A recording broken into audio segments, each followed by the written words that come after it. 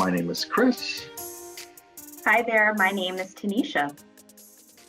And we welcome you to this evening's Tech Topics program. Tanisha's going to be leading us here. And I'm going to now go ahead and turn off my microphone and camera so she can get started. All right. Take it away. Oh, all right. Thank you so much, Chris. So good evening, everybody. Welcome to Tech Topics. For those of you that are new, this is a new series that we plan on having weekly every Wednesdays at 5:30, where we do just like a very quick bite-sized tech topic. So today we're going to be talking about browser extensions. So I'm going to go ahead and take myself off camera so that we can dive right into this fun topic here. So as a lot of you know, we normally have a book shout out, but I began to recognize very quickly if every week we're going to have a tech topic that we may want to shout out some of our electronic resources as well. So instead of a book topic, we have a resource shout out. So a lot of you may know that you have access to Lynda, or what'll in the future be called LinkedIn Learning, with your library card. So you have free access to lynda.com with your library card. One course that I took, which is an online learning platform, it's amazing. One course that I have personally taken for my own personal enrichment was building a better to-do list. It's a 50-minute program, but you can chunk it up into bite-sized pieces. You could do 3 minutes here, 4 minutes there. Again, available for free with your library card. That'd be a very fitting resource, considering we're talking about things that can help increase your productivity and just help streamline your web experience. So let's talk about browser extensions. What are they? So I pulled this definition from Forbes magazine. It is a browser extension. A browser extension is a small unit of software, referred to as a plugin when the software executes code. We're going to talk about that in a minute. That performs various filters and controls to change the way a user might visit a web page or view information emanating from a web service. That is a very long definition for basically if you guys are familiar with like Instagram filters or photo app filters, it's essentially a filter that changes the way that you use your web browser. How do they work? So they can be found in your browser's web store. They can perform a variety of functions. There are literally thousands of web browser extensions out there. So we're actually going to take a look at one here in a minute. They can perform a variety of functions, from checking punctuation and spelling to any type of web form that you fill in, to checking for discounts while you do any online shopping. So there's an extension out there that'll let you know, that'll do a pop-up that says, hey, I found a coupon for you. There are literally thousands of browser extensions that can go for thousands of different things and topics. Most extensions are free and are updated automatically in your web browser. So why are we even talking about this evening? Basically because they're just a nice, fun way of improving on your web experience. So especially if you're online a lot, I know I'm online basically all day. It's a nice way of just helping to improve your user experience on your browser. So we are going to take a look at how a browser extension can work, where you can find them, how they work, and all of that.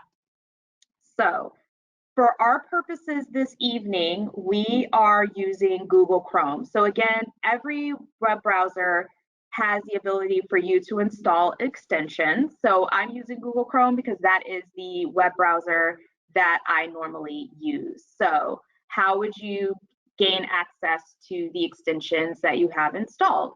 So you would go to your settings.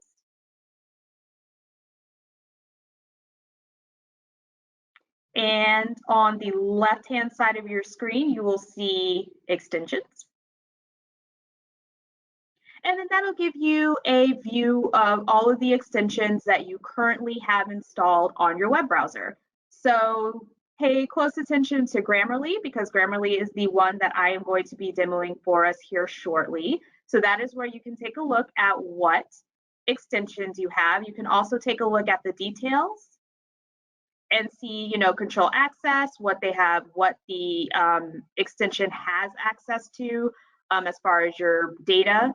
So you can take a look at all of that. So I'm going to come out of settings And as I mentioned before, you would visit your browser's web store to take a look at what extensions are available. So here you can see there are literally, I think, thousands. So one for anything that you can think of, you can, check and make sure that you're only getting free ones. Most of them are free, but some of them are paid. You can also see which ones are available for Android. So maybe if you're using if you have an Android device, to see if that works. And also ones like if you want to incorporate Google Drive. I mean, there's so many different things that you can look up and you can use. So I'm just going to take a quick scroll here so you can get an idea of all the different types of browsers that are out there, and browser extensions, excuse me, that are out there. So one in particular that, and browser extensions are there to improve your web experience. One that I use on a regular basis, and I use this in my personal life and I use it in my work life, is one that is called Grammarly. So Grammarly is a web extension. It's also available as an app or as a piece of software that automatically checks your grammar and spelling in real time. That is especially handy for me as I do a lot of writing for my job. I do a lot of writing in my personal life, so it's come in very, very handy for me. So the little G down in the corner here is my Grammarly app. So right now I'm just in a Google Doc. I'm going to start typing.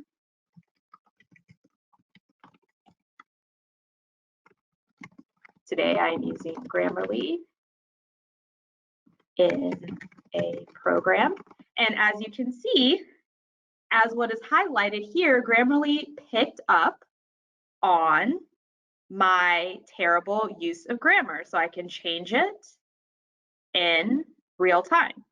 So again, this is a demo of one browser extension. There are thousands that can perform thousands of different things for you. So I just wanted to give you an idea of how a browser extension can improve your web experience. So let me jump back into our presentation here. So after seeing how one of the extensions can work, some more thoughts about browser extensions.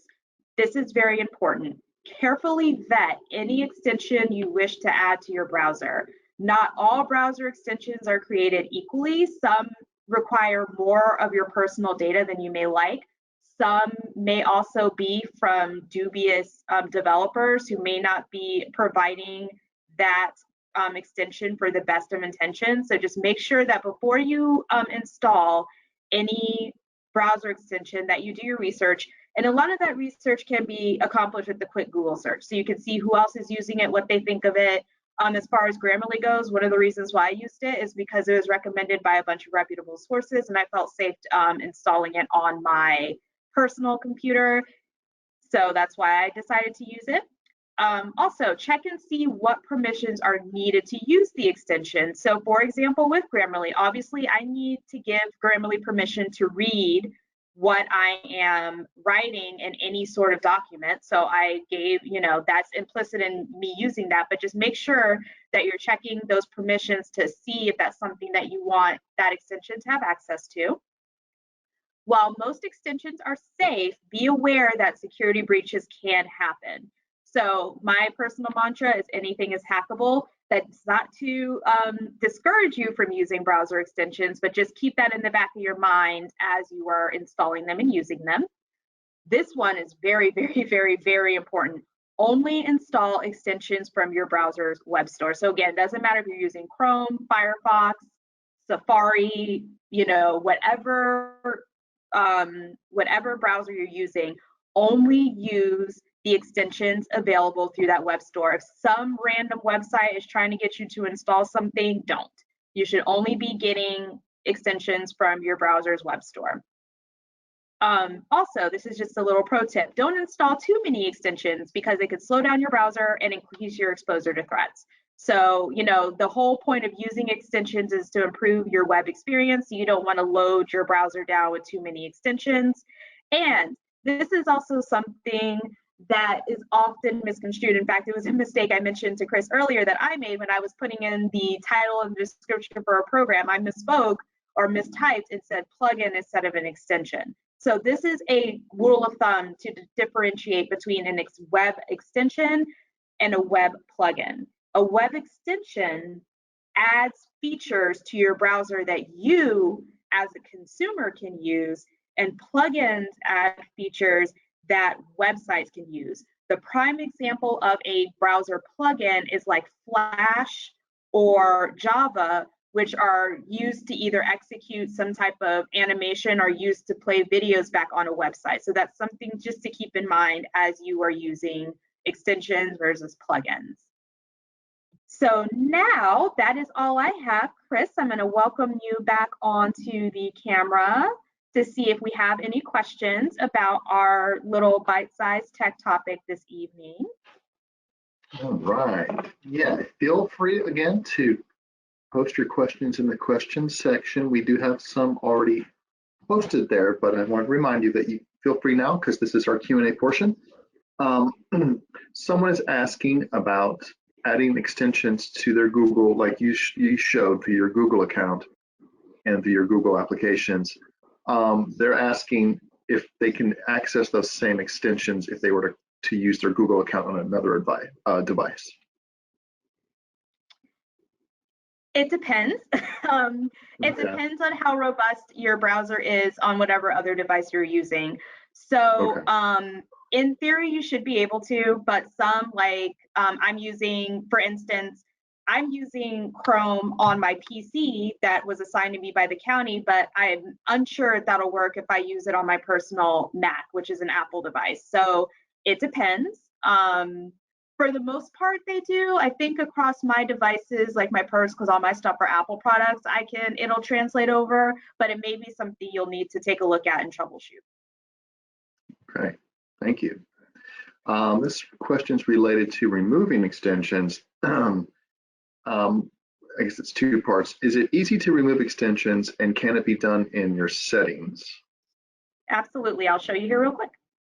Okay. So I can, let me go back to my settings. Hold on, let me hide that real quick. I had my control panel open. So let's go to settings. I'm going to go to extensions. And I am going to remove Grammarly. And there you go. So they are very easy to remove. So once you decide, hey, I don't want to use this anymore, it is something that's pretty simple to do. All right. Our next question is, what are security breaches?